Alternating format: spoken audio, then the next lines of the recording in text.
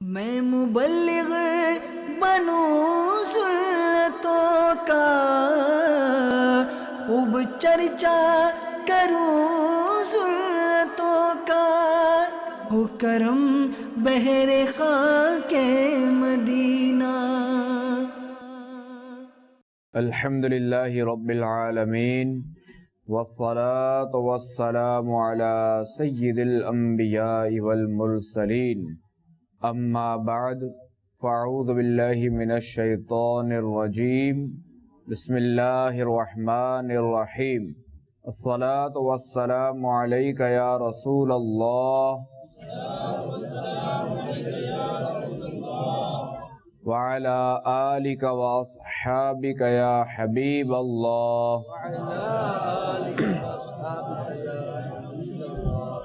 الصلاة والسلام عليك يا نبي الله، وعلى آلك وأصحابك يا نور الله۔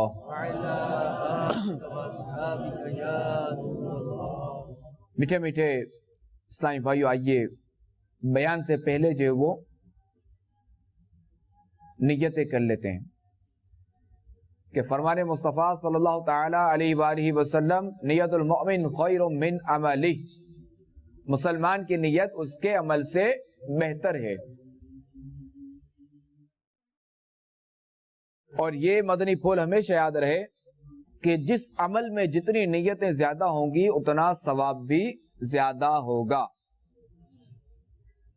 تو لہٰذا جب بھی کوئی کام کریں تو اس میں جتنا ہو سکے اچھی اچھی نیتیں زیادہ کرنی چاہیے تاکہ ہمارے ثواب میں اضافہ ہو۔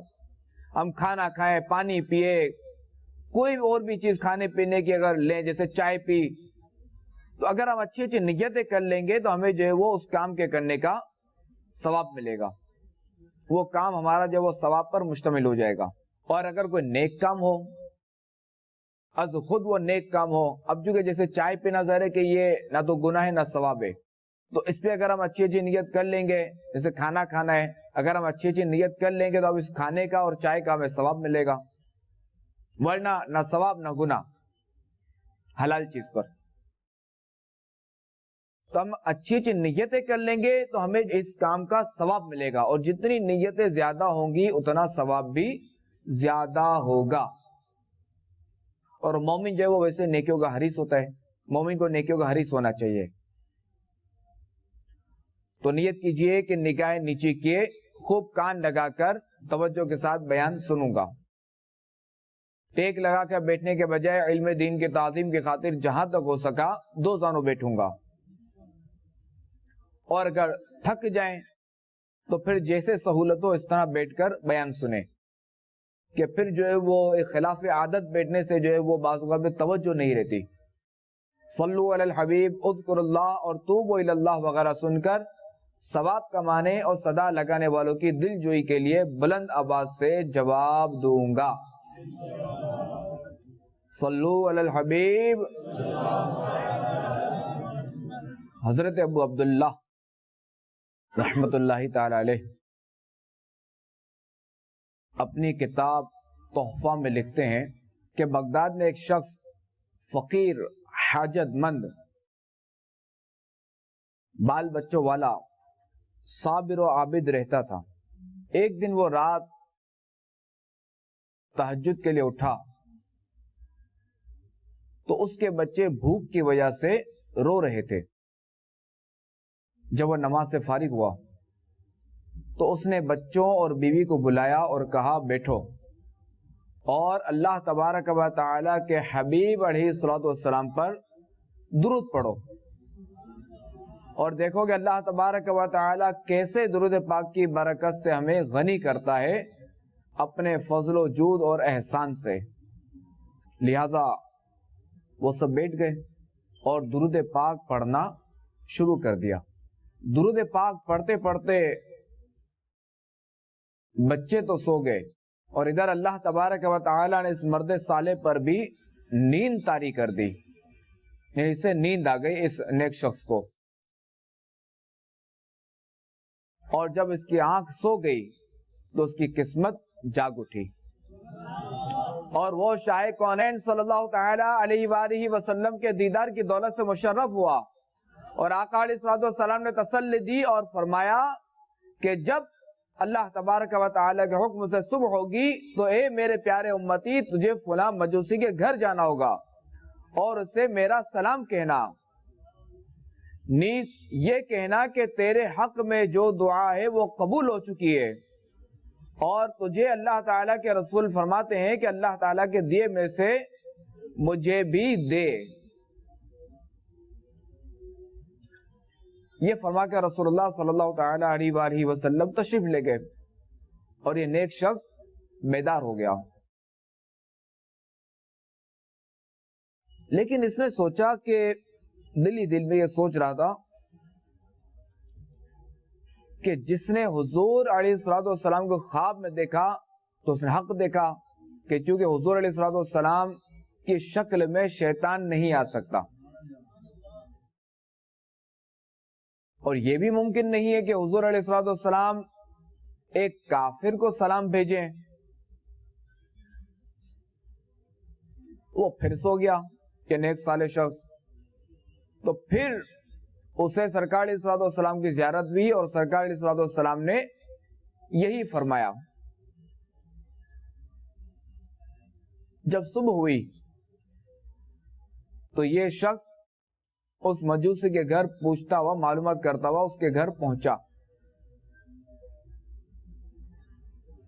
اور مجوسی کا گھر تلاش کرنا کوئی مشکل بھی نہ تھا، چونکہ وہ بہت مالدار تھا اور اس کا کاروبار جو وہ بہت وسیع تھا، بہت پھیلا ہوا تھا۔ اس مرد صالح کا اس مجوسی شخص سے سامنا ہوا۔ مجوسی نے ان سے پوچھا، اس مرد صالح سے، کہ کیا آپ کو کوئی کام ہے؟ تو اس مرد صالح نے فرمایا کہ مجھے جو آپ سے علیحدگی میں بات کرنی ہے۔ چنانچہ اس مجوسی نے جو وہ نوکر اور غلاموں کو حکم دیا کہ وہ باہر چلے جائیں، اور جب اکیلے میں بات چیت شروع ہوئی تو اس مرد صالح نے کہا کہ تجھے ہمارے نبی علیہ السلام نے سلام بھیجا ہے۔ تو یہ سن کر مجوسی نے سوال کیا، تمہارا نبی کون ہے؟ تو فرمایا محمد صلی اللہ علیہ وسلم۔ تو یہ سن کر مجوسی نے سوال کیا، کیا آپ کو معلوم نہیں کہ میں مجوسی ہوں اور میں ان کے لائے ہوئے دین کو نہیں مانتا؟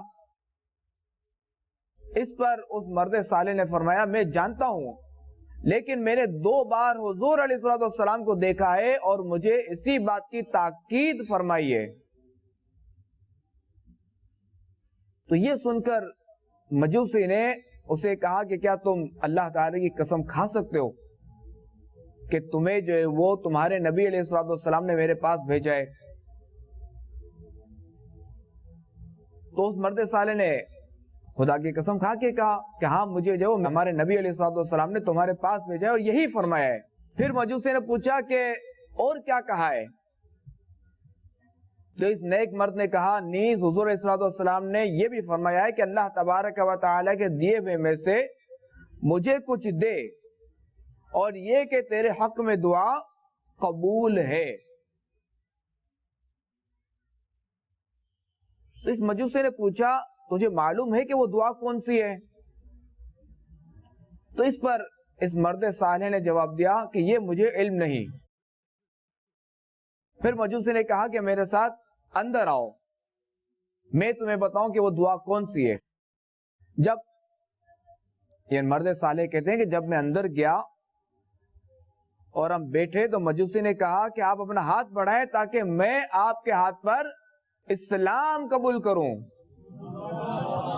اور اس مجوسی نے ہاتھ پکڑ کر کہا، اشہد ان لا الہ الا اللہ واشہد ان محمدًا عبدہ ورسولہ۔ اسلام قبول کر لینے کے بعد اس مجوسی نے جو اپنے کارندوں کو، یعنی جو بھی اس کے غلام وغیرہ تھے اور جو نوکر وغیرہ تھے، ان کو بلایا اور ان سے کہا کہ سن لو کہ میں گمراہی میں تھا، اللہ تبارک و تعالی نے مجھے ہدایت دی ہے اور میں نے ہدایت قبول کر لی اور میں نے تصدیق کی اور میں ایمان لایا ہوں اللہ تعالی پر اور اس کے نبی محمد مصطفیٰ صلی اللہ تعالی علیہ وآلہ وسلم پر۔ لہذا تم میں سے جو ایمان لے آئے تو اس کے پاس جو میرا مال ہے وہ اس پر حلال ہے، اور جو ایمان نہ لائے وہ میرا مال ابھی واپس کر دے، اور آئندہ نہ وہ مجھے دیکھے نہ میں اسے دیکھوں۔ تو چونکہ وہ جو مجوسی تھا اس کے مال سے کافی مخلوق جو تجارت کرتی تھی، تو اس کے اس اعلان کے بعد ان میں سے اکثر جو وہ ایمان لے آئے، اور جو ایمان نہ لائے وہ اس کا مال اسے واپس کر کے چلے گئے۔ پھر اس مجوسی نے اپنے بیٹے کو بلایا اور فرمایا کہ بیٹا میں نے اسلام قبول کر لیا ہے، لہذا اگر تو بھی اسلام قبول کر لے تو تو میرا بیٹا ہے اور میں تیرا باپ، ورنہ آج سے نہ تو میرا بیٹا اور نہ میں تیرا باپ۔ یہ سن کر بیٹے نے کہا ابا جان جو آپ نے راستہ اختیار کیا ہے میں اس کی مخالفت ہرگز نہیں کروں گا، اور سن لیجئے اشہد ان لا الہ الا اللہ و اشہد ان محمدا عبدہ و رسولہ۔ پھر اس نے اپنی بیٹی کو بلایا جو کہ اپنے ہی بھائی کے ساتھ شادی شدہ تھی،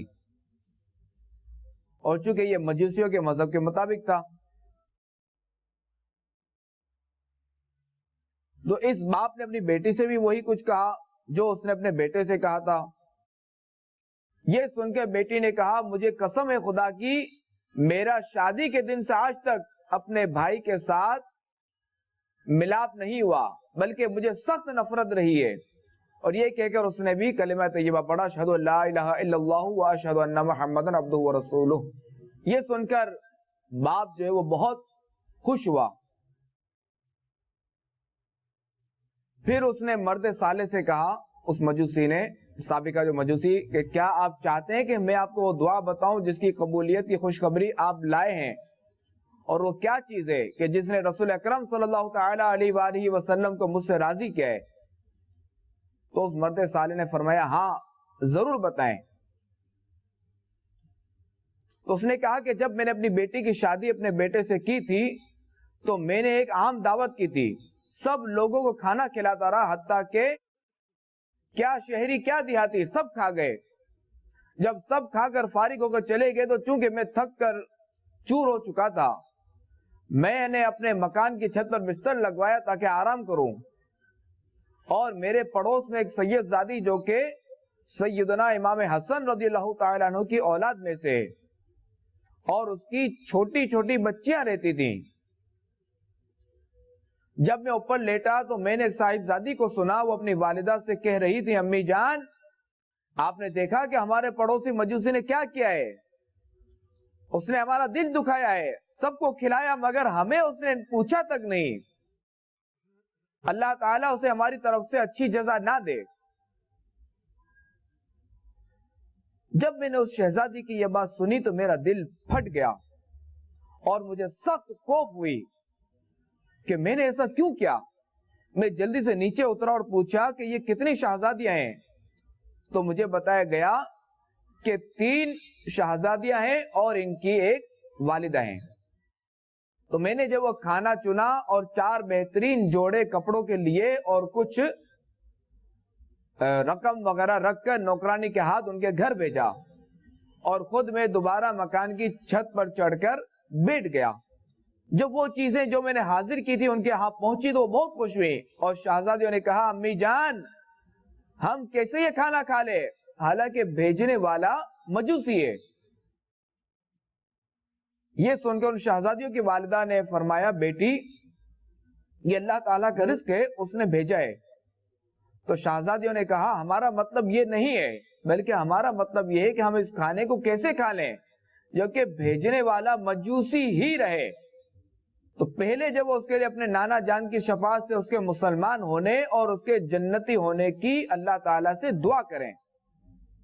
تو چنانچہ ان شہزادیوں نے دعا کرنا شروع کی اور ان کی والدہ محترمہ نے آمین کہتی رہیں۔ لہٰذا یہ وہ دعا ہے کہ جس کی قبولیت کی بشارت حبیب خدا صلی اللہ تعالی علیہ وآلہ وسلم نے تمہارے ہاتھ بھیجی ہے، اور اب میں حضور کے حکم کی تعمیل یوں کرتا ہوں کہ جب میں نے اپنی بیٹی کی شادی اپنے بیٹے سے کی تھی تو میں نے ساری جائیداد میں سے نصف ان لڑکے لڑکی کو دی تھی اور نصف میں نے رکھی تھی، اور اب چونکہ ہم مسلمان ہو گئے اور اس مبارک اسلام نے دونوں بہن بھائی کے درمیان جدائی کر دی ہے، اب وہ جو مال ان کو دیا تھا وہ آپ کا ہے، آپ لے جائیں۔ میٹھے میٹھے اسلامی بھائیوں، دیکھا اپنے درود پاک کی برکت کہ یہ جو مرد صالح تھا کہ جس کے بچے بھوک کی وجہ سے رو رہے تھے، گھر میں کھانا نہیں تھا، اور اس مرد صالح نے درود پاک پڑھنا شروع کیا۔ درود پاک کی برکت سے اسے نبی آخر الزمان صلی اللہ تعالی علیہ وآلہ وسلم کی زیارت ہوئی، اور پھر جو واقعہ آپ نے سنا کہ اچھا پھر جو وہ درود پاک کی برکت دیکھیں کہ اسے جو وہ کتنا مال ملا، کہ وہ کتنا غنی ہو گیا، کہ چونکہ وہ اتنا مالدار شخص تھا کہ جس نے اپنے آدھا مال کا حصہ جو ہے وہ اپنی اولاد کو دیا تھا اور آدھا اس نے خود رکھا تھا، اور اب جو ہے وہ اس نے آدھا مال اپنا جو ہے وہ اس نے اس مرد صالح کو دے دیا، اور یہی پتا چلا کہ سید زادوں کی خدمت میں برکت ہی برکت ہے، کہ اس کی برکت سے ہدایت بھی ملتی ہے۔ اللہ تبارک و تعالی ہمیں خوب سے خوب درود پاک پڑھنے کی توفیق عطا فرمائے، ہمیں سعادت عطا فرمائے، اور ہمیں سید زادوں کی خدمت کرنے کی بھی توفیق و سعادت عطا فرمائے۔ میٹھے میٹھے اسلامی بھائیوں اور مدنی چینل کے ناظرین، دین اسلام لوگوں کے دلوں کی رعایت کرتا ہے، اور جس قوم کے لوگوں میں جو چیز رائج ہو اور ان کے دل اسے اچھا محسوس کریں اور وہ اس عمل کو کرتے ہیں لیکن اسے واجب نہیں سمجھتے اور نہ ہی وہ کام شریعت سے ٹکراتا ہے، تو ایسے کاموں کو کرنے کی شریعت جو وہ ترغیب دلاتی ہے، جیسے دولہا کے لیے صحرا یا گجرے کا ہونا، کہ کئی قوموں میں یہ رائج ہے۔ البتہ دین اسلام دلوں کی رعایت کے ساتھ ساتھ مال، عقل، مسلمان کی عزت اور دین کے اصولوں کی بھی حفاظت کا درس دیتا ہے۔ تو نتیجہ یہ نکلا کہ ہر وہ رسم جو شریعت سے ٹکراتی ہے دین اسلام اس کی مذمت کرتا ہے، اور حقیقتاً اس میں نہ صرف ہماری بلکہ خاندانوں، برادریوں اور قوموں کی سب کی بھلائی ہے۔ آئیے اس حوالے سے ایک واقعہ سنتے ہیں، ایک حکایت سنتے ہیں۔ فاروق اعظم رضی اللہ تعالی عنہ کے دور میں جب مصر فتح ہوا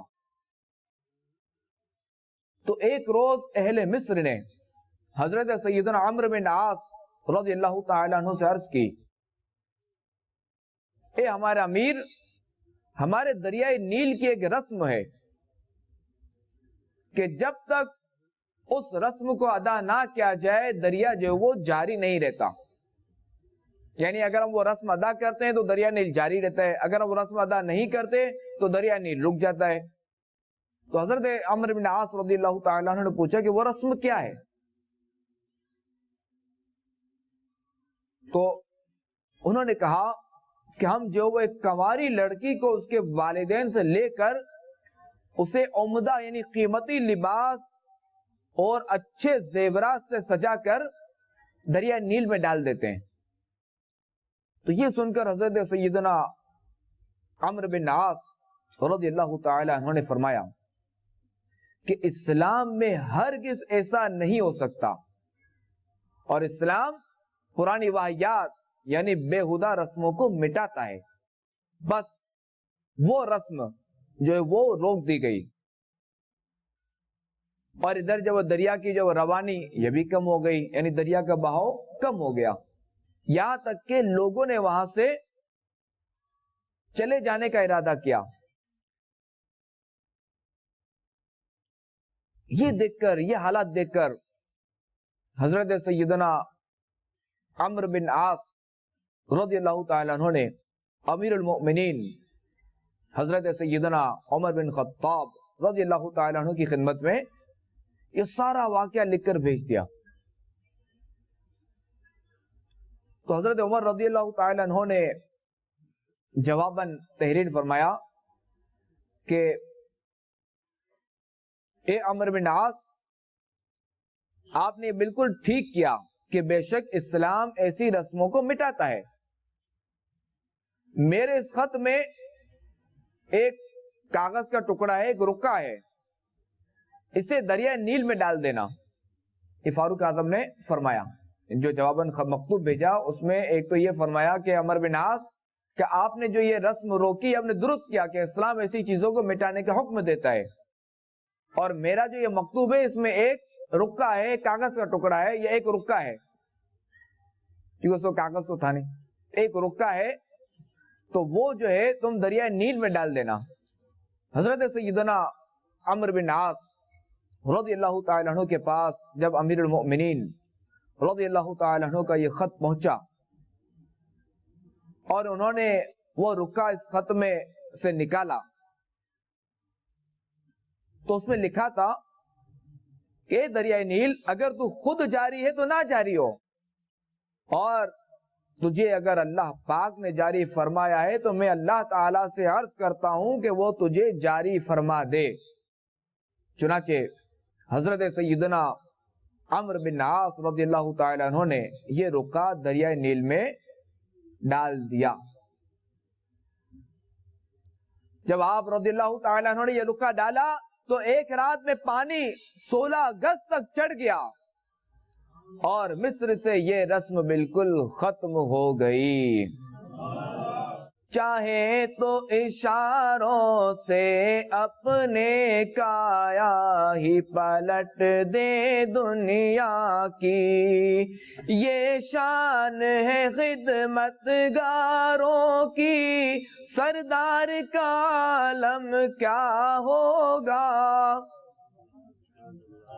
تو میٹھے میٹھے اسلامی بھائیو، سنا آپ نے کہ کائنات کے وجود میں اسلامی تعلیمات کا نور پھیلنے سے پہلے کیسی کیسی عجیب و غریب اور دردناک رسومات ہوتی تھی، کیسی کیسی خرافات ہوتی تھی. جیسے بعض اہل عرب جو ہے وہ بچیوں کو منحوس سمجھتے تھے اور انہیں جو وہ زندہ دفن کر دیتے تھے. تو کیسی عجیب و غریب رسومات تھی، خوفناک رسومات تھی. جیسے کہ آپ نے ابھی سنا کہ دریائے نیل جب خشک ہونے لگتا تو لوگ جو وہ کسی لڑکی کو اس میں ڈبو دیتے، اس میں پھینک دیتے. اور انہوں نے اس طرح یہ باطل نظریہ قائم کر لیا تھا کہ جب تک ہم یہ رسم ادا نہیں کریں گے تب تک جو ہمیں پانی نہیں ملے گا، دریائے نیل جاری نہیں ہوگا بلکہ خشک ہو جائے گا. مگر قربان جائیے کہ نگاہ نبوت سے فیض یافتہ، بارگاہ رسالت کے تعلیم و تربیت یافتہ امیر المؤمنین حضرت سیدنا عمر بن خطاب رضی اللہ تعالیٰ عنہ پر، کہ جن کی بدولت برسہا برس سے جاری جاہلانہ اور شرمناک رسم کا ہمیشہ ہمیشہ کے لیے خاتمہ ہو گیا. صلو علی الحبیب صلی اللہ تعالی علی محمد صلی اللہ علیہ وسلم. میٹھے میٹھے اسلامی بھائیوں اور مدنی چینل کے ناظرین، جس طرح اہل مصر میں دریائے نیل جاری کرنے کے لیے غلط عقیدے پر مبنی بری اور غیر شرعی رسم جاری تھی، اسی طرح بدقسمتی سے ہمارے دور میں بھی بہت سی غلط قسم کے اعتقادات یعنی عقیدے، توہمات یعنی وہم، اور ناجائز رسومات اور غیر شرعی تہواروں کی تباہ کاریوں نے معاشرے کو شریعت و سنت سے دور کر کے تباہی کے قریب لا کھڑا رکھا ہے. اب جیسے ماہ سفر المظفر، اس مہینے کے بارے میں بھی لوگ جو ہے وہ غلط عقیدہ رکھتے ہیں، غلط توہمات رکھتے ہیں، اس بارے میں توہمات رکھتے ہیں، وہم رکھتے ہیں اور لوگ اس سے سمجھتے ہیں کہ ماہ سفر جو ہے نا یہ مصیبتیں اور آفتیں اترنے کا مہینہ ہے،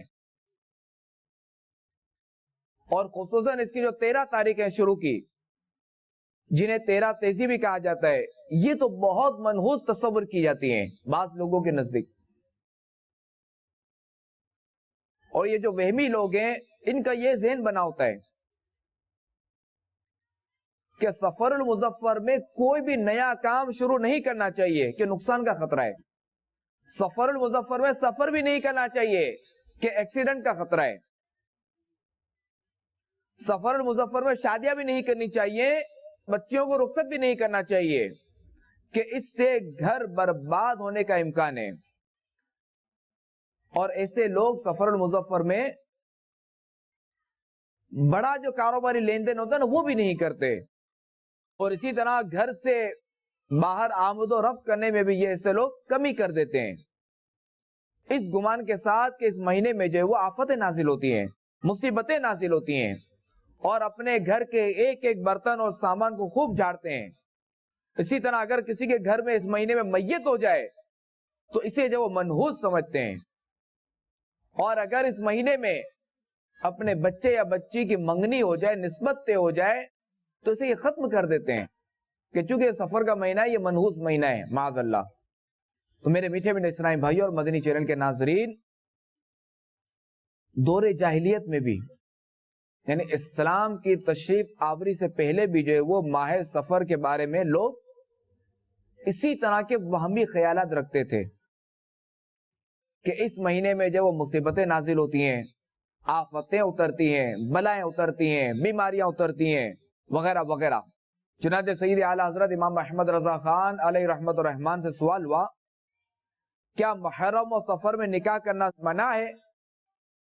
تو سید اعلی حضرت نے ارشاد فرمایا کہ نکاح کسی مہینے میں منع نہیں، یہ غلط مشہور ہے. اور صدر الشریعہ مولانا مفتی امجد علی اعظمی علیہ رحمت اللہ القوی فرماتے ہیں کہ سفر المظفر کو لوگ منحوس جانتے ہیں، اس میں شادی بیاہ نہیں کرتے، لڑکیوں کو رخصت نہیں کرتے، اور بھی اس قسم کے کام کرنے سے پرہیز کرتے ہیں اور سفر کرنے سے بچتے ہیں. خصوصاً ماہ سفر کی ابتدائی 13 تاریخیں بہت زیادہ نحوست والی مانی جاتی ہیں، اور انہیں جو وہ 13 تیزی کہتے ہیں. تو یہ سب جہالت کی باتیں ہیں کہ حدیث پاک میں فرمایا لا سفرا، سفر کوئی چیز نہیں. یعنی لوگوں کا اسے غلط سمجھنا، لوگوں کا اسے منحوس سمجھنا یہ غلط ہے کہ سفر المظفر میں ایسا کوئی نہیں ہے مسئلہ. اسی طرح بعض لوگ جو ہے وہ ذی قعدہ کے مہینے کو بھی برا جانتے ہیں اور اس کو خالی کا مہینہ کہتے ہیں، یہ بھی غلط ہے. اور بعض لوگ جو وہ ہر ماہ میں جو وہ 3، 13، 23، 18 اور 28 تاریخ کو جو ہے وہ منحوس جانتے ہیں. تو یہ بات بھی لغو ہے، بیکار ہے. مفتی احمد یار خان نعیمی رحمت اللہ تعالی علیہ فرماتے ہیں کہ اسلام میں کوئی دن یا کوئی ساعت یعنی کوئی وقت منحوس نہیں. ہاں بعض دن بابرکت ہیں، یعنی منحوس تو کوئی نہیں ہے مگر بعض دن بابرکت ہیں. جیسا رمضان شریف دیکھ لیں کہ رمضان برکت ہی برکت ہے، سارے دن میں برکت ہی برکت. 12 ربیع الاول برکت. تفسیر روح البیان میں ہے کہ سفر وغیرہ کسی مہینے یا مخصوص وقت کو منحوس سمجھنا درست نہیں، کہ تمام اوقات اللہ تبارک و تعالیٰ کے بنائے ہوئے ہیں اور ان میں انسانوں کے اعمال واقع ہوتے ہیں. تو جس وقت میں بندہ مومن اللہ کریم کی اطاعت و بندگی میں مشغول ہو وہ وقت مبارک ہے. یعنی جس وقت میں مومن اللہ تعالیٰ کی عبادت کرے، نوافل پڑھے، ذکر و اذکار کرے، قرآن پاک کی تلاوت کرے، تو وہ وقت مبارک ہے. اور جس وقت میں یہ بندہ اللہ تبارک و تعالیٰ کی نافرمانی کرے تو وہ وقت اس کے لیے منحوس ہے. تو در حقیقت اصل نحوست گناہوں میں ہے، نہ کہ وقت، دن یا ساعت میں، بلکہ جو وقت عبادتوں گزارا جائے وہ مبارک ہے، اور جس وقت میں گناہ کیا جائے وہ وقت جو ہے وہ اس شخص کے لیے منحوس ہے. تو اللہ تبارک و تعالی ہمیں جو ہے وہ اس نحوست سے بچائے، گناہوں کی نحوست سے بچائے. اللہ تعالی ہمیں نیک بنائے، پرہیزگار بنائے، متقی بنائے. میرے میٹھے میٹھے اسلامی بھائی اور مدنی چینل کے ناظرین، جیسا کہ میں نے شروع میں یہ عرض کی تھی کہ ہمارے معاشرے میں کئی رسمیں ہیں، کئی رواج ہیں. تو اسی طرح شادی اور منگنی میں بھی جو ہے وہ رسمیں اور رواج جو ہے وہ ادا کرنے کا زیادہ رواج ہے. اور پھر یہ رواج، یہ رسمیں جو ہے وہ ہر علاقے، ہر قوم، ہر خاندان کی اپنی اپنی مخصوص ہیں. سب کے الگ الگ انداز ہیں، سب کی الگ الگ رسمیں. اور چونکہ یہ رسمیں جو ہیں محض عرف کی بنیاد پر ادا کی جاتی ہیں، یعنی بس معاشرے میں چل رہا ہے تو اس لیے اسے ادا کیا جاتا ہے، ورنہ کوئی بھی یہ نہیں سمجھتا کہ یار یہ جو رسم ہے نا یہ فرض ہے، اگر ہم نہیں کریں گے تو گناہگار ہوں گے. بھائی یہ رسم جو ہے نا واجب ہے، اگر ہم نہیں کریں گے تو گناہگار ہوں گے. تو لہذا جب تک کوئی اسے فرض یا واجب نہیں سمجھتا، اور جب تک کسی رسم میں کوئی شرعی برائی نہ پائی جائے، تو اسے جو وہ حرام اور ناجائز نہیں کہہ سکتے. جیسا کہ صدر الشریعہ بدر الطریقہ حضرت علامہ مفتی محمد امجد علی اعظمی علیہ رحمت اللہ القوی فرماتے ہیں، جس کا خلاصہ یہ ہے کہ وہ رسمیں جن کی ادائیگی کے سبب شریعت کی خلاف ورزی نہ کرنی پڑے، تو ایسی رسموں کی پابندی کرنے میں شرعاً کوئی حرج نہیں. مزید فرماتے ہیں کہ لڑکی جب جوان ہو جائے تو اس کی جلد از جلد شادی کرنا ضروری ہے تاکہ فتنوں کا دروازہ بند ہو سکے. مگر افسوس کہ ہمارے معاشرے کو رسم و رواج نے اس قدر جکڑا ہوا ہے کہ بعض خاندانوں میں شادی بیاہ کے موقع پر ناجائز رسمیں ادا کرنا بہت ضروری سمجھا جاتا ہے، مگر ان رسموں کی ادائیگی کے لیے ان کے پاس پیسہ نہیں ہوتا. لہذا اسی سبب سے وہ اولاد کی شادیوں میں بہت زیادہ تاخیر کر دیتے ہیں. اور بعض لوگوں پر شادی کی رسمیں ادا کرنے کا جنون اس قدر سوار ہوتا ہے کہ وہ ان رسموں کی ادائیگی کے لیے معاذ اللہ سود جیسی لعنت کو بھی گلے لگا لیتے ہیں. اللہ ہمیں اسی رسموں سے بچائے کہ جو رسم شریعت سے ٹکراتی وہ ہمیں چھوڑنی پڑے گی. جس رسم کا کرنا گناہ ہے وہ ہمیں چھوڑنا پڑے گا. فرائض و واجبات پر عمل کا معاملہ ہو یا کسی رسم کو کرنے کی وجہ سے کوئی ناجائز و حرام کام کرنے کا سلسلہ ہو، ہرگز کسی مخلوق، برادری، قوم، بڑے یا رشتہ داری کا لحاظ نہیں رکھا جائے گا. یعنی کوئی منع کرے تب بھی فرائض و واجبات اور سنت مؤکدہ پر عمل کیا جائے گا. یعنی کوئی ایسی رسم کے جس میں فرض سے روکا جائے یا ناجائز کام کا کہا جائے، تو چاہے خاندان کو کوئی بڑا بھی ہو، یہ اگر کہے گا نا تو تب بھی جو ہے وہ اس رسم کو نہیں کیا جائے گا، اس کی نہیں مانی جائے گی. والدین اگر کہیں تو ان کی بھی نہیں مانی جائے گی، کہ چونکہ لا طاعت فی معصیت الخالق، یعنی کوئی اطاعت نہیں کی جائے گی مخلوق کی اللہ تبارک و تعالیٰ کے مقابلے میں. یعنی اگر اللہ تبارک و تعالیٰ نے کوئی کسی حکم کا منع فرمایا اور مخلوق میں سے کوئی کہتا ہے کہ یہ کام کرو تو اس کی نہیں مانی جائے گی.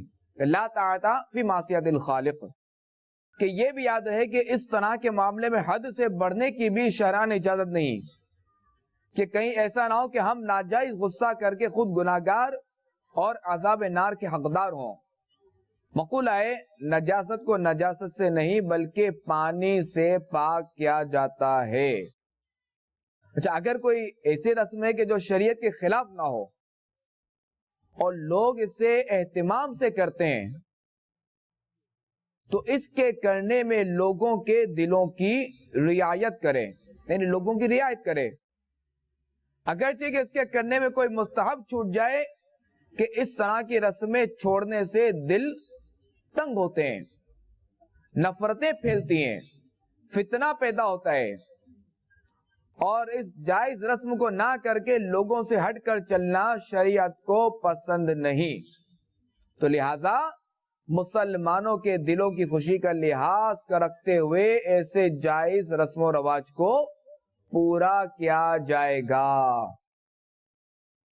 اور بعض نادان لوگ معاذ اللہ ناچ گانوں کے اس قدر شیدائی ہوتے ہیں کہ منگنی والے دن ہی یہ شرط رکھ لیتے ہیں کہ کچھ بھی ہو جائے شادی میں ناچ گانا ضرور ہوگا، اگر نہیں ہوا تو یاد رکھو ہم ایسی شادی میں ہرگز نہیں آئیں گے۔ سود کا لین دین کرنا ناجائز و حرام ہے، مگر افسوس کہ بعض لوگ شادی بیاہ کی ناجائز رسومات پورا کرنے اور لوگوں کو دکھانے کے لیے سودی قرضے لے لیتے ہیں، اور جس کا نتیجہ یہ نکلتا ہے کہ میاں بیوی میں لڑائی جھگڑے آئے روز کا معمول بن جاتے ہیں، کیونکہ پھر ایسی ناجائز رسموں سے پھر اسی طرح کے معاملات ہوتے ہیں کہ گھر آباد نہیں ہوتا، گھر ٹوٹ جاتا ہے۔ اگر گھر نہیں بھی ٹوٹتا تو آئے دن گھریلو ناچاکیاں رہتی ہیں، چونکہ نحوست تو آئے گی نا گناہوں کی۔ اگر مکان تھا تو وہ بھی اونے پونے دام بیچنا پڑ جاتا ہے، یعنی یہ سود کی نحوست ہے، اور دو خاندانوں کے درمیان نفرتوں کی دیوار کھڑی ہو جاتی ہے، اور دیکھتے ہی دیکھتے دو خاندان آپس میں اجڑ جاتے ہیں۔ اس میں ہرگز کوئی شک نہیں کہ شادی بیاہ خوشی کا موقع ہوتا ہے، مگر بعض لوگ خوشی کو آڑ بنا کر شادی بیاہ میں معاذ اللہ کئی ناجائز و حرام کام کرتے ہیں، اور غیر شرعی رسومات کر کے اللہ پاک کے غضب کو ابھارنے والے کام کرتے ہیں۔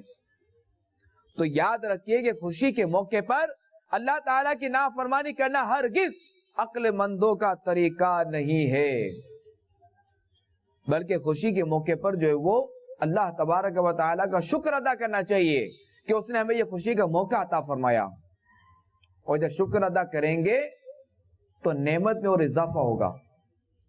قرآن پاک میں ہے نا لَإِن شَكَرْتُمْ لَأَزِيدَنَّكُمْ، کہ اگر تم میرا شکر ادا کرو گے تو تمہیں مزید دوں گا۔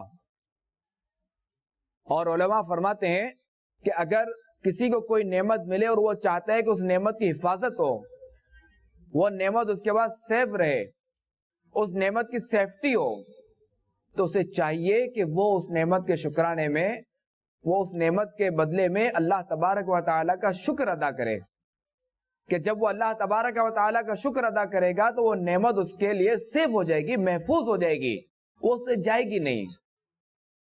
تو لہذا ہمیں چاہیے کہ جب بھی کوئی نعمت ملے تو ہم اس پر اللہ تبارک و تعالیٰ کا شکر ادا کریں، 2 رکعت نفل ادا کر لیں، سجدہ شکر ادا کریں، ذکر و اذکار کر لیں، تلاوت قرآن پاک کر لیں، دعوت اسلامی کے مدنی قافلوں میں سفر کر لیں، راہ خدا میں صدقہ دے دیں، کسی غریب کی مدد کر دیں، پھر آپ دیکھیں کہ اس نعمت میں کتنی برکت ہوتی ہے۔